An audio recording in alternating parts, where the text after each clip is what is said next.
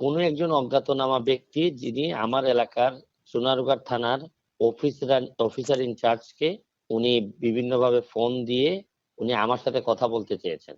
পরে ওসি সাহেব জিজ্ঞেস করছে যে কেন কথা বলবেন, তখন একটা মেসেজ দিয়ে সে ওসি সাহেবকে জানায় যে আমাকে একটা হত্যার পরিকল্পনা হয়েছে, কন্ট্রাক্ট কিলিং। 2-3 দিনের ভিতরে একটা গ্রুপ ঘুরতেছে আমার মারবার লাগি। আমার সিকিউরিটি আমি বিশ্বাস করি উপরে আল্লাহ নিচে আমার এলাকার মানুষ। ব্যারিস্টার সাইদুল হক সুমন দুর্নীতিবাজদের এক মহা আতঙ্কের নাম। যেখানে দুর্নীতি সেখানে তিনি কথা বলছেন। টেনে টেনে যেন সাপের গর্ত থেকে সাপ বের করে নিয়ে আসছেন, এভাবে তিনি কাজ করছেন।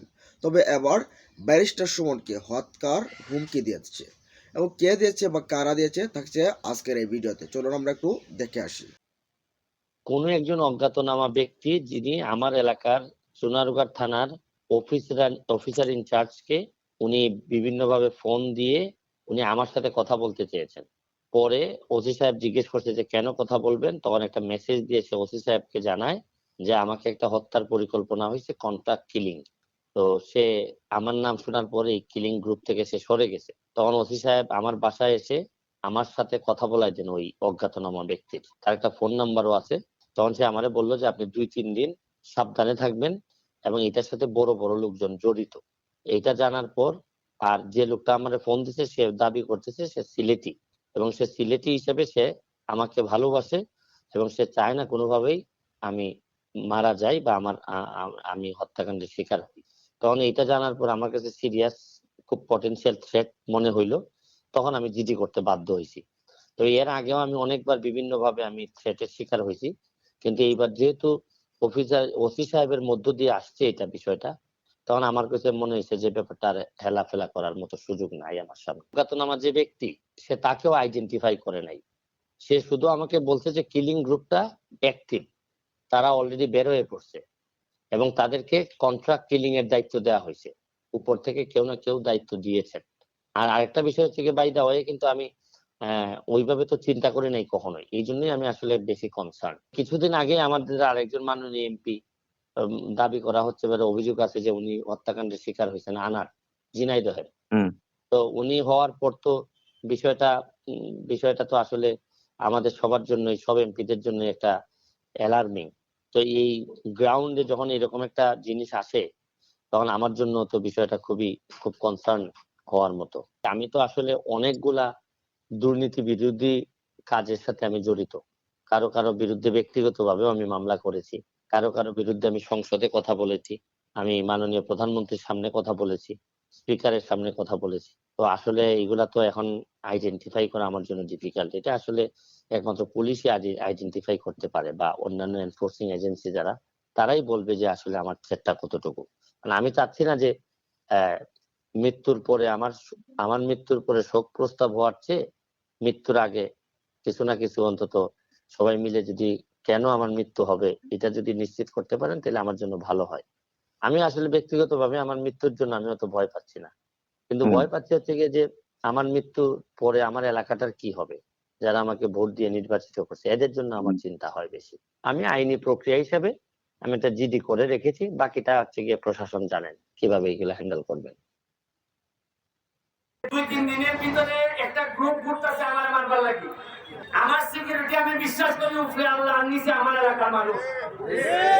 আমি চাই মরলে, আমি সোনারগাঁতে মরলে সবচেয়ে বেশি খুশি হই যে অন্তত আমার মাটিতে আমার সবকিছু আমার মাটিতেই হয়।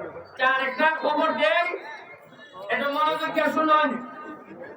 আজকে আর কালকে আপনারা আমার সাথে কেউ সেলফি তুলতে আসবে না, কারণ আমি একটা খবর পাইছি সিরিয়াসলি যে 2-3 দিনের ভিতরে একটা গ্রুপ ঘুরতেছে আমার মারবার লাগি। যে বাবা আমি পাইছি, আমার সিকিউরিটি আমি বিশ্বাস করি উপরে আল্লাহ নিচে আমার এলাকার মানুষ। অন্য কেউ হইলো আজকে মাঠও আইলো না, আমি মাঠও আইছি। আমি চাই মরলে, আমি সোনারগাঁতে মরলে সবচেয়ে বেশি খুশি হই যে অন্তত আমার মাটিতে আমার সবকিছু আমার মাটিতেই হয়। তাও আমি ভয়ে আমার কোনো কিছু কাজ আমি বন্ধ করবো না। শুধু আপনাদেরকে বলবো, আমি একটা এক্সট্রা সিকিউরিটি আপাতত যে কোনো কেউ আমি শরীরের কাছে এলাও করবো না।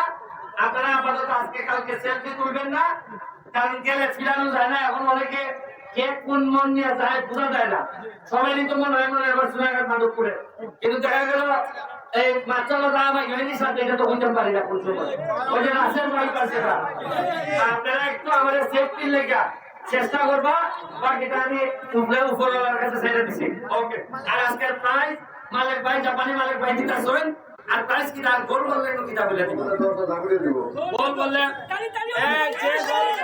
যে গোল করবো, দুই পক্ষের যে গোল করবো যে ৭১,০০০ দিব মালিক ভাই, বুঝছো না? তোমরা যদি ৫টা গোল করতে আরো ৫০,০০০ ভাই ভাই আজকে আমার বলছে।